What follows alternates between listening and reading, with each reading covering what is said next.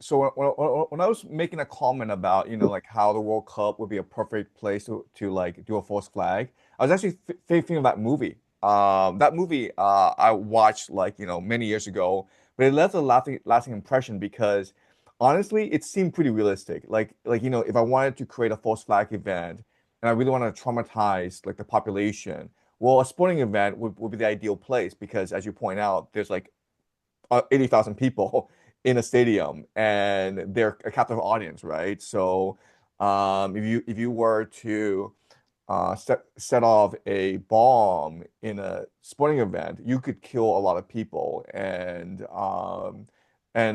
the World Cup right now is like if you want to create a false flag event, the World Cup right now will be the ideal place to do it, right? So um when I teach your code, I will talk more about these false flags because they're clearly rituals, right? If you look at 9/11, if you look at the Charlie Kirk assassination, if you look at JFK, they're rituals. They like clearly the people who are doing this, they're trying to almost summon demons. They're trying to implant it's a magic ritual. It's magic. That's what it is. So the involvement of Hollywood, um it's speculative. I don't really know, but I will point out that um Hollywood is heavily penetrated by Mossad, right? So like I saw on Twitter, like when Messi got married at age 30, it was the Israelis, the Mossad, who provided security for that wedding, right? And if you just go into like Hollywood and you look at who these bodyguards are for these A-list actors like Brad Pitt, they are Mossad, they are IDF, they are people who are very closely affiliated with the state of Israel. So, does that translate into predictive programming? Does it mean that Mossad and Israel will get really favorable coverage in Hollywood and in television? I think absolutely. So, the connections are there, and how they actually work is something that I'm still working on. Any more questions, Karina? Well, does that make sense? Yeah, I mean, it really does make sense. Thank you for, adding to that. I was trying to get other people's attention on this, and it was so difficult. So thank you for having these meetings because I was like, I need to tell someone that, you provided a platform for me to be able to actually talk to someone about it. But I have a different question as well, completely different. I have been reading, Dante's Divine Comedy, Hmm. and I did something that, you said that, there's a lot of like filters that really would help you understand the book more if you learn. So I decided to try to learn Italian. And um, I started transcribing line by line. Like it helps because I know Spanish, Right. line by line, like from Italian to English, because, they have the Mandelbaum transcription.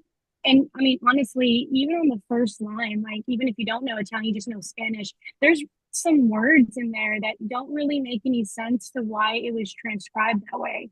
For Mm. example, on the first line, where it says, glory to thee, the one that moves all things and permeates, his light. Um, permeates, that's the word that's given in English, but in Spanish and in Italian, penetra is penetrates. Mm. And I feel like that's like a pretty big like distinction to make because if you think about it, like penetration is from the outside coming in and permeation is like you're already in and you're just, you've already Yeah. spread. It's a static word. So it's not dynamic. And you when you do a lot of these like translations from Italian to English, you start to realize like a lot of the words that Dante wanted to use are action words, they're verbs. Like he wants that to be like the common theme of like God is movement, God is action. Yes. And if you were to emulate that, then you should be action as well. You should be movement, you should be acting. And I just it does, when I look at the English version, I'm like, it doesn't really come out that way. It starts to say things like, glows, but the word is radiates, like it's like shine, like to the point that you can't handle it anymore. Um, and I don't know why they translated it this way. I don't know if it was like their own style that they wanted to add to Dante's work, but I do hope that like others also, you know, take the time to like just translate some of these Italian words because I'm only on like line 9, and just by translating it from Italian to English, it like really made me think and like understand the book way more than just reading it in English itself. No, that's a great point, Karina. I mean, definitely Dante was a revolutionary. He was definitely a prophet. And he really believed that love is action. That if you really want to show faith in God, you have to take action in this world. And he really believed in social justice. So you're absolutely right. And I mean, like each translation of Dante, 呢一 uh, 個關係學部 each translation of Dante will be different, right? So I used the Mandelbaum translation because it was the most accessible. It's just pretty easy to read. But there are better translations out there. There are translations that rhyme. There are translations that try to show the complexity of Dante. So you know, Mandelbaum, I think he chose accessibility. But you know, like when you try to translate, you're only going to capture a small part of the total essence of the poetry. So so I would encourage everyone to read it in Italian. So thank you so much, Karina. Thank you. Okay, Cassie. Hi, pleasure. Can you hear me? Yes, yes. Oh, yes. So, great. Thank you for hosting this meeting and all the YouTube videos. So, my questions would be, would you, um, would you actually believe like, debate would help us to, um, open our perceptions? Because I think from my experience, so, I just moved here from Vietnam. Okay. And the past moved to Michigan. So I'm in US right now. And the past year has been a very transformative year for me, and I have to relearn a lot because if you know, Vietnam is pretty much like China in the way that we are very materialist and focus a lot on just getting a good grade and getting a good job and all of that. And I think that I'm trying to build everything from scratch again and try to rebuild my whole worldview again. And there are times when I try to share this with other people, at least with like my friends or people that I know now.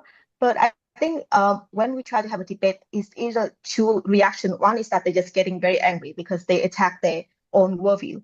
The Yeah. second is that they have a cognitive dissonance, so they just ignore it. So I don't know like how we are able to like convey this kind of message or how to Mm. actually have like conversations that have both participants to like open their worldview in that way. Yeah, I think it's very hard to convince people if they don't want to be convinced. But what I think is the world is changing very rapidly, and people's understanding the world, it's being challenged, right, because of global events. So I would say it's very important to keep on learning by yourself, and eventually people are going to come to you and ask what's going on.